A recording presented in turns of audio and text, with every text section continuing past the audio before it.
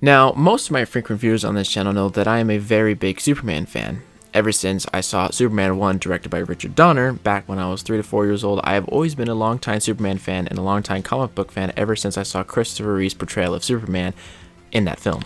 Superman has always been one of the most interesting comic book characters to me ever since I was a little kid. I've always loved the idea of a character coming from another planet with these amazing abilities and almost becomes more human than we are, even though he's not native to this planet or this world. He's a character who strives through the ideas of hope and optimism to do the right thing and help humanity around him because he knows that is the right thing to do and the use of his abilities. But for the past couple years and even 10 years, I have sort of fallen out of love with Superman comics in a way, but more so with him portrayed outside of comic books and in modern medium, whether that be in video games, TV shows, and movies. I feel like Superman has not been portrayed the correct way in a very long time.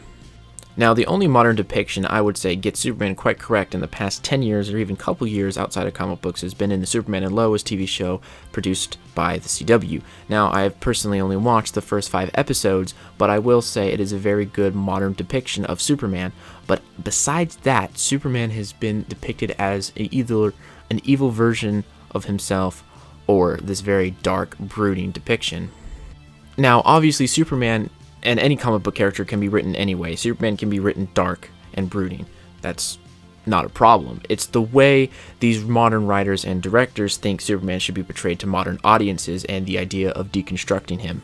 I think a lot of problems with these modern writers and directors of whether it be a TV show, a video game, or movies, they think that Superman is not relevant to today's standards, that he needs to be deconstructed or modernized for the modern audience for them to relate to. And I feel like they focus way too much on the idea of Superman than the actual character of Superman. I feel like the character is left behind more and the ideas are put more up front, like him being like a godlike figure to people instead of him just being, Clark Kent and a very human and real person to the people of Metropolis and the DC Universe. The point of this video today is to talk about why Superman is still relevant and can still be relatable to modern audiences, and why he's still probably the greatest superhero of all time over above any Marvel or DC character. Now, of course, I still have my favorites like Batman, Spiderman, or Moon Knight, but Superman to me is the greatest embodiment of what it means to be a great person, to do the right thing, and to use hope and optimism in the correct way.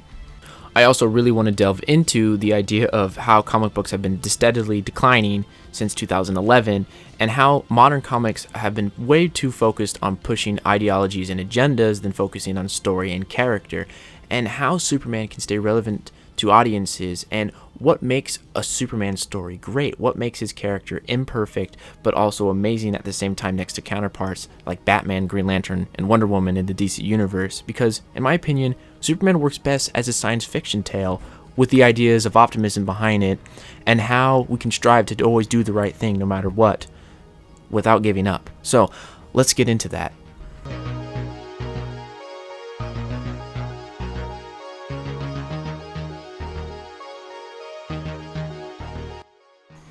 Now, I do want to say before we get into this topic that I am not ranting about Zack Snyder's Superman in this whole video. I already made a video on talking about my criticisms for Zack Snyder's Superman and his whole plan for the DCEU. You guys can go check out that video if you want to, but I really want to focus on Superman and all types of mediums, in movies, in comic books, and TV, and even video games like I already mentioned, and look at what a good Superman story is, how to write him properly, but also how to not write him properly, and how sometimes execution is what really can kill a story. But good execution can lead to great stories and great character development in any type of character. And I really want to get into a lot of the history of Superman's comics, because most of my knowledge of Superman and DC comics as a whole is post-Crisis on Infinite Earths. And if you guys don't know what that is, that was a big event, a big reboot for DC, and that was the first time they ever rebooted back in 1985, I believe it was. If not, it was 1986. And most of my knowledge is post-Crisis, with the relaunch of John Byrne's Superman run, Green Lantern Emerald Dawn, or Batman Year One, or George Perez's Wonder Woman. That's most of my knowledge going forward, and I really want to delve into the history and how to properly redefine a character, and how you can bring a fresh take without changing too much. And I don't want to sound like a gatekeeper in this video. That's not my point. I really want to look at multiple comic book characters, but mostly Superman, and how to really understand, because a lot of the comic book community nowadays just argue and argue and argue about this character means this to me, this is how it should be written, this is why they shouldn't do this or do that, and I really want to explain why they shouldn't do this or do that, and how to execute it in a way that feels real to the core of the character that they were originally created for. Now, most of you know that Superman was created in 1938 and conceived in the minds of Jerry Siegel and Joe Shuster. The Great Depression was at its height in American culture at that time in the late 30s, and everyone was hopeless, and the economy was just burning down to the ground, and everyone needed a very hopeful, inspiring person to bring them up every single day. And if most of you know, Superman originally was supposed to be an evil villain called the Superman, but Jerry Siegel and Joe Shuster decided to change that to bring hope and optimism back to American culture, because it was very much needed during the height of the Great Depression. Now, it was around the time of the late 2000s or early 2010s where writers decided that Superman needed to be modernized for the modern audience, and that some of his values and character traits were irrelevant and he needed to be changed.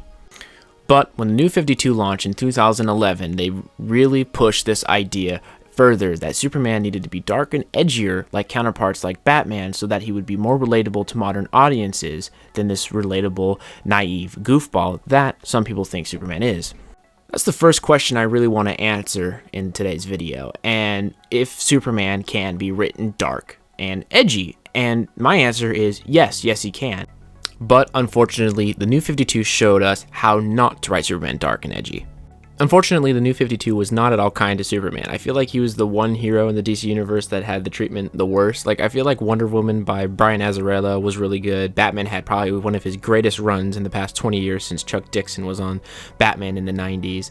And even Green Arrow, which character I'm not even that big of a fan of, had some really good books in the New 52. But Superman, in my opinion, I've read majority of his New 52 stuff from Action Comics, from Superman and Batman, and just the normal Superman run during the New 52. A lot of it is not very good at all. There was only really one great book from the New 52, in my opinion, which was The Men of Tomorrow by Jeff Johns. And Scott Snyder's Superman Unchained was really good, in my opinion. I didn't mind it that much, but Jeff Johns' The Men of Tomorrow was really the only great Superman book out of the New 52, and the reason is because majority of the New 52 books for Superman focused really on this edgy version of the character that is very unlikable and not Superman at all.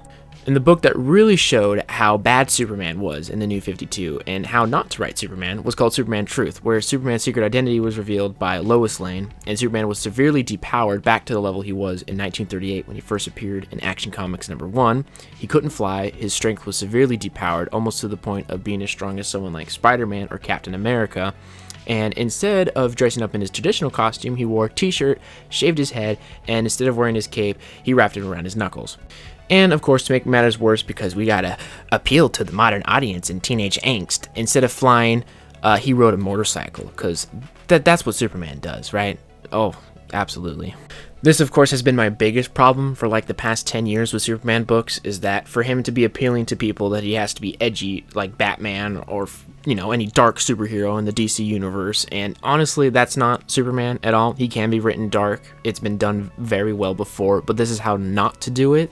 This also really shows how bad everything was for Superman at the time, considering the amount of retconning they had to do to bring Superman back to the status quo that he used to be at.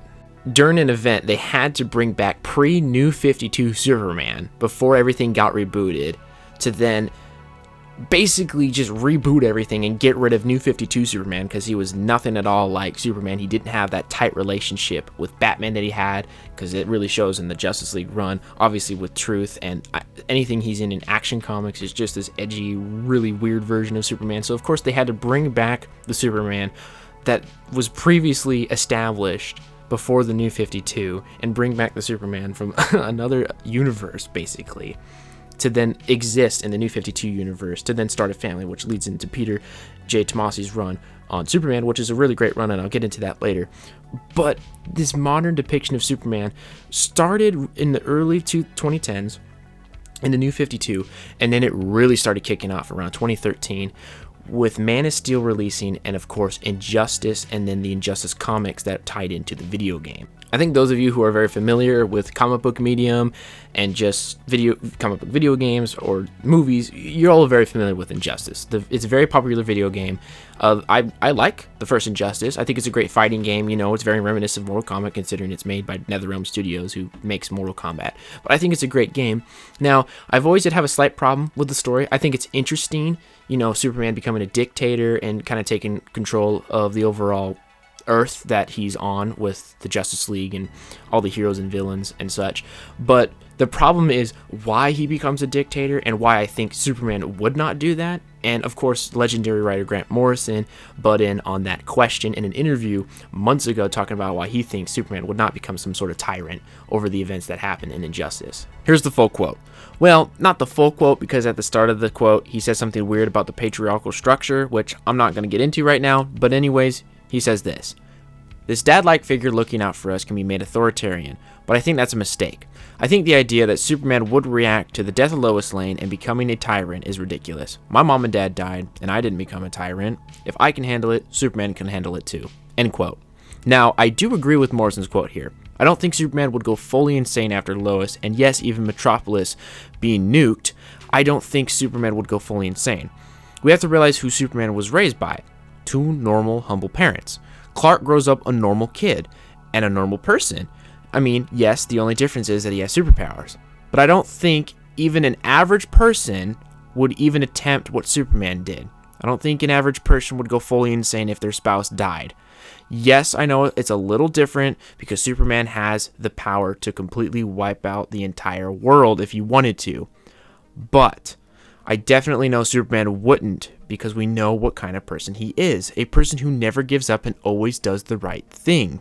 Now, the most I can see Superman doing in a situation like this, with the action that has arisen from, you know, Lois dying and Metropolis being nuked, is him killing the person responsible for those wrongdoings, which he does in the Injustice game and in the Injustice comic. He kills Joker, you know, right in front of Batman.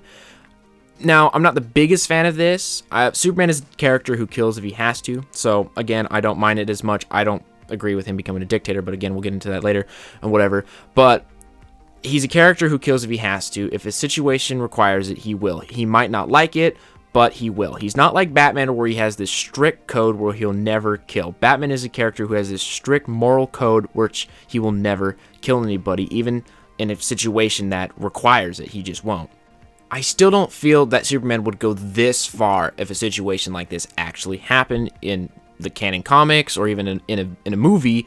I still don't think Superman would do this. And I feel like he would still try to be in control of himself, because that's what Superman is.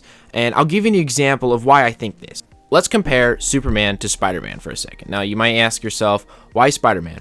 I'll explain. You see, in my humble opinion, Superman and Spider-Man share a lot of similarities to each other, mostly in their morals and values. Like, they both never give up, they always do the right thing, even if that means sacrificing something, and they always help people, even if their lives are a complete and utter train wreck, they still persevere. And I guess they have similarities in their physical traits as well. Sidetrack for a second. Yes, Superman is stronger than Spider-Man, no doubt.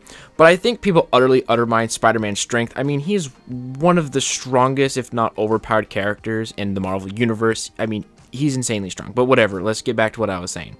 The reason I compared both these characters and their similarities is because of one situation that happens to both of them, which is losing a loved one. Superman loses Lois in the Injustice universe, and kind of in Superman Ending Battle, but I'll get to that in a moment. But I think you Spider-Man fans might know where I'm going with this, which is the death of Gwen Stacy's storyline and the situation that Spider-Man goes through, and how that is also similar to what Superman goes through in Superman Ending Battle and also the Injustice comics and first video game. So if for some reason you don't know the storyline the night Gwen Stacy died, here's a brief breakdown. So the Green Goblin gets a hold of Gwen Stacy and captures her. He takes her to the Brooklyn Bridge as Spider-Man is right behind them, of course. Then, since Spider-Man is getting so close to Green Goblin has no choice but to just throw Gwen Stacy off the bridge. Spider-Man obviously attempts to save her by webbing her legs and trying to pull her up, but unfortunately, when Spider-Man webs her legs to grab her, the impact and whiplash cause her neck to be snapped. The reason I'm using these two storylines for comparison, which is the night Gwen Stacy died and the Injustice comic and video game, is because they're both trying to deconstruct the characters in a way, but only one story does it right. It's both a story of loss and how we can build a better identity around that loss. Does Spider-Man want to get vengeance for what happened to Gwen Stacy? Absolutely. Spider-Man probably wanted to beat the crap out of the Green Goblin, but he doesn't because he subconsciously knows that Gwen Stacy would not have wanted that.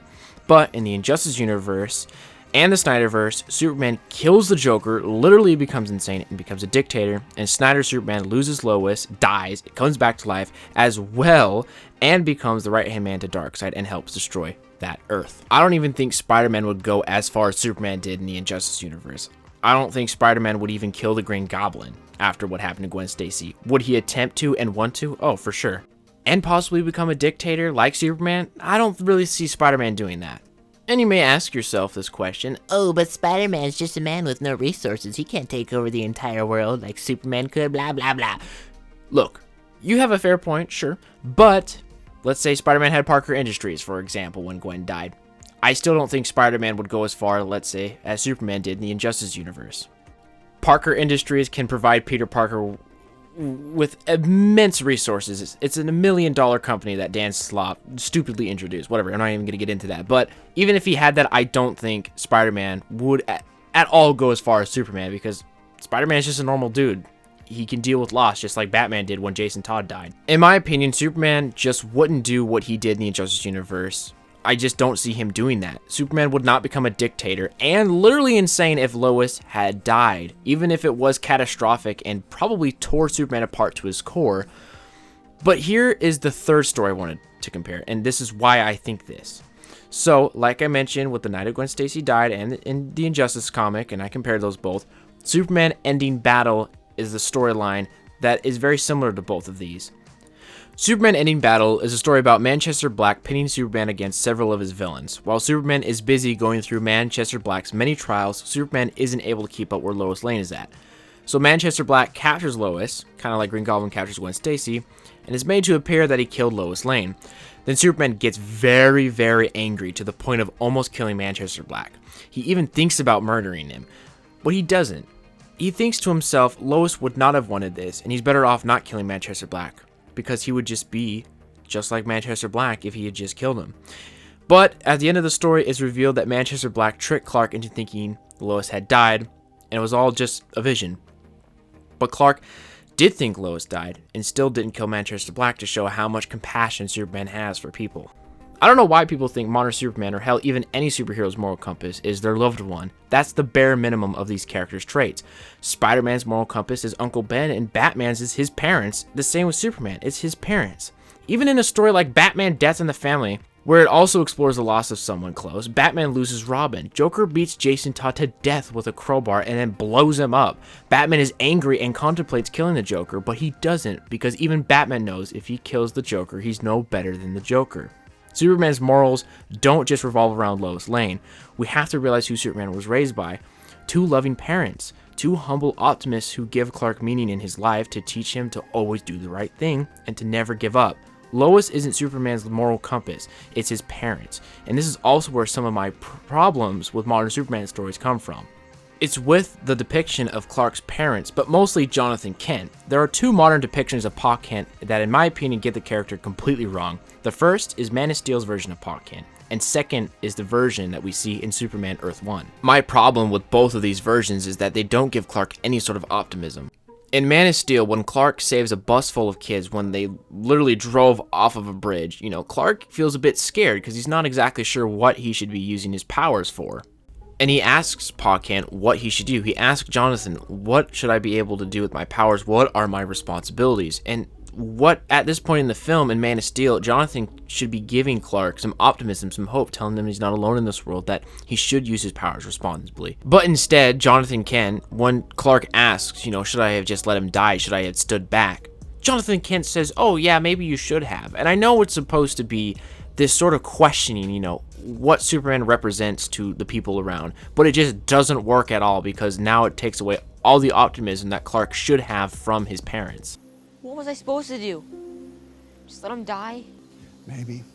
Here's another Spider-Man comparison, okay? Hear me out. Imagine if Uncle Ben knew Peter had his spider powers once he got bit by a spider, and let's say Peter had a conversation with Uncle Ben similar to this. Let's say Peter saved a bunch of kids, And he had a conversation with Uncle Ben what his responsibilities should be. And instead of, Uncle Ben giving him the standard, with great power comes great responsibility speech, he just tells him maybe you should have just let him die, or something along those lines. I don't think Uncle Ben would ever do that. He's supposed to give Peter Parker, again, like Clark, this sort of youthfulness and this sort of optimism that he's supposed to carry on, for his arc to where he can become Spider-Man, similar to why, in some interpretations, John Kent dies to show that Clark can't save everybody, but he can still strive and do the best that he can with his power. This is my problem with modern day Superman. Now, that's not to say there isn't any good modern depictions of Superman. These are just to name a few.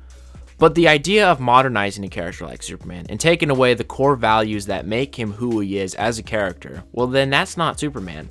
This problem can be seen across the board in all types of media and even storytelling. That we have to reinvent these characters from the ground up or reboot a classic film because it needs to be quote unquote modernized. Most of the time, this doesn't work at all, because most people, when trying to modernize things, they completely change or miss the point of the original source material, and their new modern take on a specific story is now completely unrecognizable compared to the original, and the original always is the best version, after all. Since we are mostly talking comics, there have been countless stories that deem to modernize characters, but keep the core of the character the same and not change too much, but also redefine them. The Dark Knight Returns, Superman by Peter J. Tomasi, House of X and Powers of 10, and Ultimate Spider-Man. These stories across the board deem to modernize these characters, but keeping what makes these characters so great intact. That's why, for example, Ultimate Spider-Man was the most successful Ultimate Marvel Comics run during that time, was because it deemed to modernize Spider-Man, but not change too much of the core of the character that Stan Lee originally created. While there were some minor and some major changes that didn't sit well with fans, including myself, it still, at the end of the day, was a great Spider-Man story, a story about a boy learning to become a man through responsibility through his newfound powers. Brian Michael Bendis' run on Ultimate Spider-Man didn't try to fundamentally change Peter to the point where he was unrecognizable as Spider-Man. He still was quippy, he still was more confident when he got his spider powers, and at the end of the day, he was still Spider-Man. There wasn't this need for this overall deconstruction of the character, if you will. I mean, maybe towards the end, because, spoiler alert, he dies at the end of the run, Spider-Man. But this leads me to my next section of this video, and I want to talk about Superman and Luke Skywalker. This sort of deconstruction era we live in today's modern world with storytelling in movies and in comic books, and what I like to call the Superman and Luke Skywalker syndrome. So let's talk about that.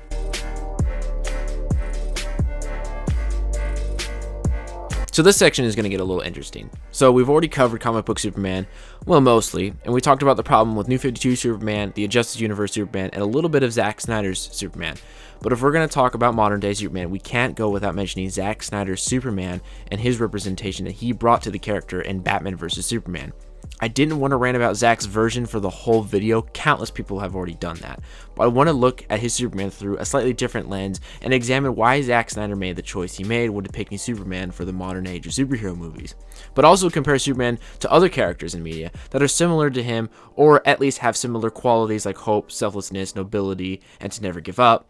So characters like Luke Skywalker fit into this category, and some other characters that I won't get into yet, but I will later. And I also want to talk about other comic book characters being represented wrong to fit the modern world or another narrative. So you might ask yourself, why Luke Skywalker? Why choose to compare Superman to Luke Skywalker like I've already done Superman to Spider-Man? Well, Luke represents, again, very similar if not the same values as Superman, which is the ideas of hope, optimism, selflessness, perseverance, and righteousness. These terms are what makes these characters great and why they are so iconic in the fictional world, and why they have also defined the term heroism. But what do these characters look like in the modern day era?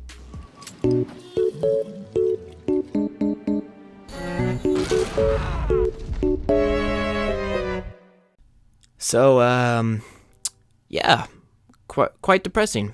Since Luke and Superman share the same qualities, they both unfortunately are written and presented the wrong way in the modern day of storytelling. So let's take a look at Luke Skywalker in the movie Star Wars: The Last Jedi. So those of you who know and who are very familiar with Luke, you know he started out as a young naive optimist yearning for adventure. Then once he saves the day by destroying the first Death Star, he eventually trains to become a Jedi, then loses to Darth Vader and then loses an arm.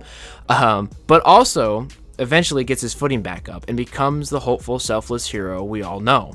So obviously, 30 years later in Star Wars, the Force is female. Excuse me, the Force awakens. Sorry, I do that sometimes. We get to see Luke Skywalker again on the big screen, and of course, as many fans like myself of Luke Skywalker, I was absolutely ecstatic to see him on the big screen once again, since we haven't seen him since Return of the Jedi. Then once The Last Jedi comes around, Luke is nothing but an old hermit living on an island as some old rut. But why does this make this so disrespecting and bad for the character of Luke Skywalker? I'll explain. So director and writer of The Last Jedi, Rian Johnson, decided to deconstruct Luke, to look at Luke through a different lens, to pull the character apart and slowly put him back together, to then have Luke once again inspire hope. And on the surface level, this all sounds good and dandy, and on paper, this sounds like it would work, and work really freaking well. And it should have, but it unfortunately completely falls apart and doesn't work at all. So what does Rian Johnson do so horribly wrong? Well, firstly, in the middle section of the movie, we get an explanation on why Luke chose to close himself off from the Force and run away on an island. Kylo explains to Rey that Luke saw visions in Kylo, that Snoke had already tainted Kylo's persona, and that he fell to the dark side, so Luke decides he'll kill Kylo Ren before the visions come true. First off, what sane person would want to kill their nephew, or some skinny gray dude who gave Ben Solo some bad dreams? Luke claims that Kylo is beyond saving, which doesn't really make any sense because Luke wouldn't have done this, because he was willing to save Vader and Darth Vader was considered beyond saving by Obi-Wan and Yoda, but Luke chose compassion over violence to save Vader. I don't understand why Luke didn't just try to talk to Ben and at least firstly try to fix the problem first, but no, Rian Johnson had to build a character from the ground up again to prove some theme that failure is the greatest teacher. And again, the themes and ideas on paper for Luke and even for the overall script for The Last Jedi seems good, but the execution of what Rian Johnson did just doesn't work at all. I know George Lucas had similar ideas for Luke, but he probably would have handled it way better than Rian Johnson did. Rian chose character derailment over character development for Luke, which led to Rian Johnson not understanding the character of Luke Skywalker. But after all of this explanation, how does this tie in to modern day Superman or Zack Snyder's Superman? Zack tries to apply the same ideas to Superman, with Superman being derailed as a character through the design of deconstruction, to then have Superman be the Superman we all know through the trials and tribulations from Man of Steel all the way to the original plans of Justice League 3, but what Zack tries to do with Superman in BVS unfortunately leads down the same path as Luke ended up in Star Wars The Last Jedi. Like Luke, some of the ideas and themes for The Last Jedi on paper work very well. The same goes with Superman in Batman vs. Superman, to where what Zack Snyder tries to apply to Superman doesn't work, but it should have worked. What Zack took from several storylines like Kingdom Come, Peace on Earth, and some ideas from a lot of what Jeff Johns did on Superman on some of his comics he's wrote. Zack's version of Superman should have worked. Well, maybe not all of it, but most of it should have. But why didn't it work? Because just how Rian Johnson didn't understand Luke, the same goes with Zack Snyder not understanding the character of Superman. What Zack Snyder is doing with Superman isn't anything original. What Zack does with Superman in BVS has been done before in a story called Kingdom Come, but why does Kingdom Come work as a story that dissects the idea of heroism and serves as a deconstruction of the superhero genre as a whole, but Batman vs. Superman and Zack's arc for Superman doesn't work? Here's why. The problem with Zack Snyder's Superman starts all the way back in Man of Steel. Now, before we get into what I'm about to say, I do want to mention, yes, I have already critiqued Man of Steel a lot already in this video, but I do want to say that I actually do like Man of Steel. I think it's a pretty decent Superman movie. It's not perfect, it has flaws, and that's why I'm about to critique it again, but overall, I do think it is a decent Superman movie. Again, my biggest complaint with Man of Steel is with the interpretation of Jonathan Kent. I don't think it's a very good interpretation at all. He's way too cynical for me, and I just feel like that John Kent should serve to give Clark this optimism in life, and that entails why this leads into my problems with Zack Snyder's version of Superman in Batman vs. Superman, and why it makes sense, you know, to where Superman is the way he is in BVS is because of John Kent. In BVS, Zack Snyder attempts to deconstruct Superman by taking away Superman's intrinsic ability to know right and wrong.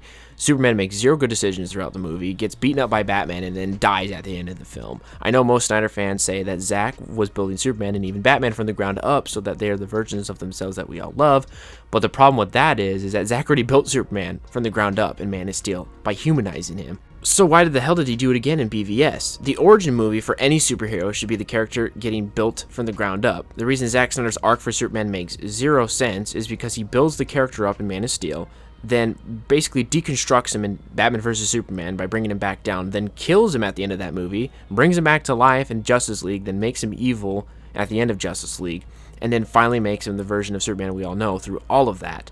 What kind of backwards crap is that? We don't need Superman to go bad or die to care about him. We already cared about him after Man of Steel at the end of that movie, like we already cared about Luke at the end of Return of the Jedi. We don't need this unnecessary deconstruction of the characters that were already built from the ground up. Everyone thinks Superman is either boring, unrelatable, and too perfect, but if you actually picked up a Superman comic, he's none of those things. Superman has plenty of qualities that movies never fully explore, like how human Clark is and how he's an extremely lonely person and always has a lot of pressure put on him. What Zack Snyder and modern takes on Superman failed to do is never explore these things fully, and what they tried to do with this deconstruction doesn't ever work. And here, take a listen to this clip from Max Landis, screenwriter and writer of one of my favorite Superman comics of all time, Superman American Alien, on why most dark superhero content is boring and stupid. Take a listen. I despise I despise most dark superhero stuff. I think dark superhero stuff, the exception to the rule, or why it's become popular, because it's the most basic thing you can do with superheroes, is do the dark version. Make them zombies. Batman's old now. What if Batman killed someone? And all you do when you do that, because everyone's pitching Watchmen. Every fucking kid you talk to in a comic book store is like, what if Superman raped someone? Like that, and you're like, it's been done. Have you read The Boys? Have you read Powers? It's been done better than you could do it. It's been done better than I could do it. Watchmen. It's the most basic thing you can do. What Max Landis said is that dark depictions of superhero characters who aren't typically dark is a lazy way of writing these characters. The story that perfectly exemplifies why superheroes should always be inspiring and are always relevant is the story of DC's Kingdom Come. Spoilers for the book, by the way, if you haven't read it, but if you have read the book, you know this was a response to all the edgy and dark storylines from the 1990s, and what this story says is that all the classic DC characters are irrelevant and outdated, and that Superman was nothing more of a 1950s man. But what this book does is exactly what Zack Snyder attempted to do with Superman in Batman vs. Superman, but Kingdom Come does it better by a long shot. Zack attempts to be dark and biblical, but Kingdom Come does it better. What Mark Waid, writer of Kingdom Come, does with this book is deconstruct these characters properly. He almost makes Superman kill the United Nations over them nuking the heroes of the Justice League, and what this character of Norman McKay, who we follow throughout the book, beautifully says to Superman is why Superman is always the best of us. Listen to me, Clark. Of all the things you can do, all your powers, the greatest has always been your instinctive knowledge of right and wrong. It was a gift of your own humanity. You never had to question your choices. In any situation, any crisis, you knew what to do. But the minute you made the super more important than the man, the day you decided to turn your back on mankind, that completely cost you your instinct. That took your judgment away. Take it back. This means superheroes and Superman should always choose the man or the human over the super to still inspire us, and that there will always be a future for us. Why do you think people celebrated these moments over ones like these? Because these moments right here are the moments of true inspiration, and even a moment like this. Want to know what I find sad about all of this? The modern perception of Superman is that he's a cartoonishly incorruptible, unrelatable, overpowered demigod Boy Scout who lords over us all without even realizing it. And yet, what people don't realize is by that analysis, modern society has begun to view Superman the way Lex Luthor views Superman. And what did Lex Luthor say? He said, whatever happened to the Man of Tomorrow? And I agree, what did happen to the Man of Tomorrow? Well, nothing. He didn't go anywhere. We just left him behind. And it's time we find him again.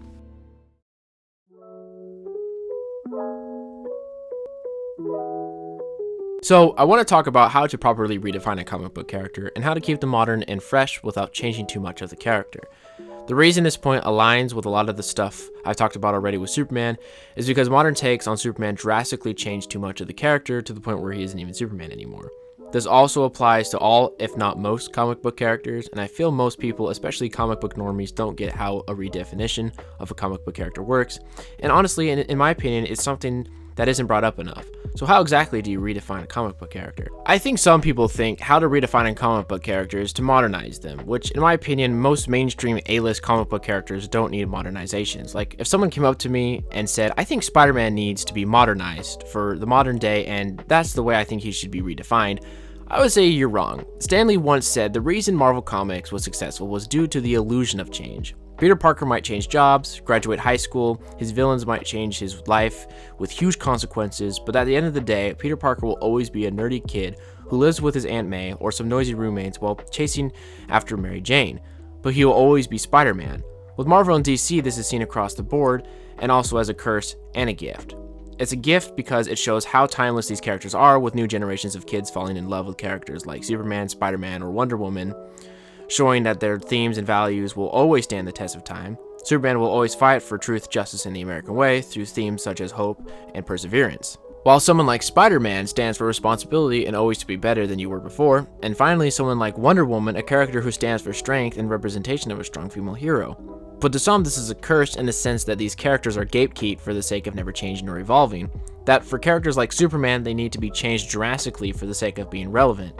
But I don't fully prescribe to that idea. And here's why. David S. Goyer, screenwriter of Man of Steel, famously stated that if you don't reinvent these characters, then they become stagnant and they cease being relevant. Hopefully we redefine Superman. Now, David does have a point here, but also he is wrong. Mostly with the case of Superman. In my opinion, to redefine a comic book character to keep them relevant isn't inherently redefining the character, it's redefining the lore. Let me explain. Changing a comic character isn't inherently bad. Okay, I don't hate change, I hate bad change. Some comic characters need changing. Miles Morales. But like Stan Lee stated, Marvel Comics were popular due to the illusion of change. Redefining the lore simply means changing the environment around the specific character. The reason the titles after Crisis on Infinite Earths were so popular is because it redefined the lore and stayed true to the roots of the characters. The only book that really deemed to change a character was Green Lantern Emerald Dawn, and not because they were changing Green Lantern for the sake of changing Hal Jordan. They were changing Hal Jordan around and redefining him because people complained that Hal Jordan was unlikable and slightly unrelatable, so they deemed to make him more likable and more relatable. Something like Batman Year One didn't really do that. People already liked Batman, so Frank Miller just made an amazing different take on his origins that was more grounded and darker. So Superman the Man of Steel by John Byrne and Wonder Woman by George Perez were still true to the characters, but at the same time different due to the illusion of change. That's why a run like Peter J. Tomasi's Superman would stay true to the roots of Superman while also redefining the lore of giving him a son. Instead of modernizing Superman to make him edgy or dark, DC made him a father. That's honest. That's Superman. A father figure to everyone. But that's also why Tom King's Batman run was so terrible. Instead of really trying to create something new, he just makes a messy Batman run that's too lighthearted. Batman's stories work best as a detective noir horror story that's dark but honest and sometimes heartfelt. That's Scott Snyder's run on Batman. That's why it was one of the best runs, if not the best run on the character has ever had. It redefined the mythology of Gotham by introducing the Court of Owls and giving a new take on Joker's origins. This is how you keep these characters fresh and modern without completely missing the point of the character, or more specifically, Superman. This is my problem, and why I feel people don't understand Superman is because we have never had a definitive take on Superman on the big screen. We just, unfortunately, haven't had a very close, definitive take on Superman on the big screen, so that's why people have such a misinterpretation of Superman. They either align their opinion with Christopher Reeve's cartoonishly hopeful version of Superman, or align their opinions with Zack Snyder's version of Superman, who is just this godlike figure in this dark, brooding, edgy version of Superman. That's why characters such as Batman or Spider-Man or several of the Marvel characters are more popular than Superman nowadays, is because they have had better interpretations and representations towards people who don't read comic books, is because they were represented better than Superman was. And I feel as though another problem with the comic book media is that people fetishize over the movie versions more than the comic book versions because they might have not have read comic books, but it just normalizes some ideas that aren't akin to the comic books, such as Batman killing. Literally every single interpretation, live action interpretation of Batman has killed.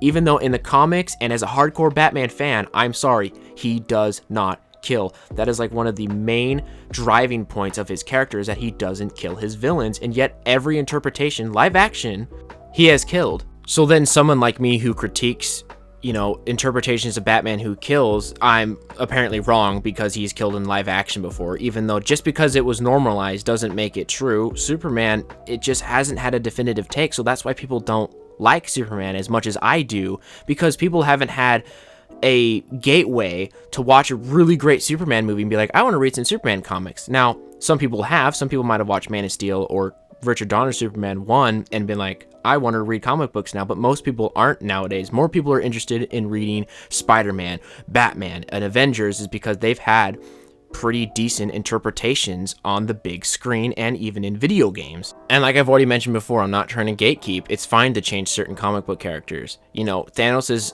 main goal in Infinity War or his motivation is completely different than Infinity Gauntlet, yet his end goal is still the same. So that's why someone like me who's read the Infinity Gauntlet comic book likes the changes they made in Infinity War, because it fits for that universe, but also his end goal is still the same, and he is still Thanos the way I know him.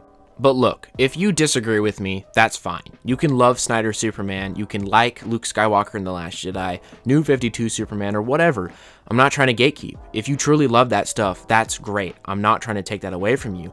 Just as a hardcore Superman fan and comic book fan who stomached thousands of issues, I am more aligned to critique the mainstream versions of these characters in the movies and video games, is because I feel as though I wanted people to see Superman the way I see Superman.